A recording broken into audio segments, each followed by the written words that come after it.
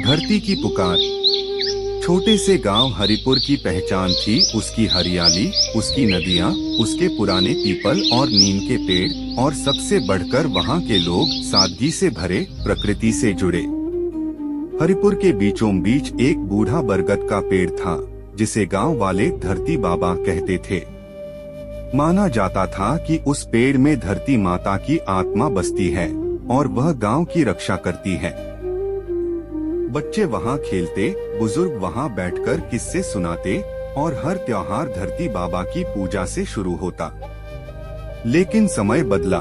शहर से एक ठेकेदार रणजीत वर्मा आया, जिसने हरिपुर के चारों ओर फैले जंगल को देखकर सोचा, यह लकड़ी का खजाना है। उसने गांव वालों को बहला फुसलाकर पेड़ों की कटाई शुरू करवा दी। शुरुआत में तो सबको अच्छा लगा, पैसे मिल रहे थे, काम मिल रहा था।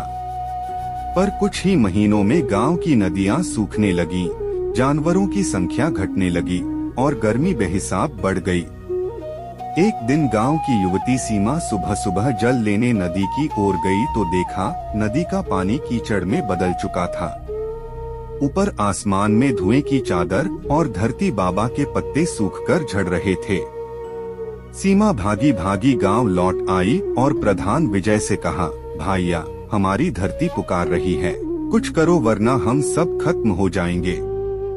विजय को भी एहसास हुआ कि लालच ने सबकी आंखें बंद कर दी हैं। उसने गांव की मीटिंग बुलाई और सबको समझाया, अगर हमने अब भी ना संभाला तो अगली पीढ़ियों को कुछ नहीं मिलेगा। गांव वालों ने एकमत होकर रणजीत वर्मा की कटाई रोक दी और पेड़ों को बचाने का अभियान शुरू किया। सीमा और विजय ने स्कूल के बच्चों को साथ लेकर एक धरती बचाओ यात्रा निकाली, जिसमें हर घर से एक पौधा लगवाया गया। महिलाएं जड़ी बूटी उगाने लगी, पुरुष गांव के बाहर मेड़ बनाकर बारिश का पानी इकट्ठा करने लगे। धीरे धीरे धरती बाबा फिर से हरे होने लगे। नदी में पानी लौट आया और जानवर फिर से दिखने लगे। एक दिन विजय और सीमा ने देखा, बरगद के नीचे एक बूढ़ी औरत बैठी है, जो मुस्कुराते हुए कह रही थी, तुमने धरती की पुकार सुनी, इसीलिए अब धरती फिर मुस्कुरा रही है। फिर वो बूढ़ी औरत हवा में विलीन हो गई और बरगद के तनों में एक नई कोंपल फूट पड़ी।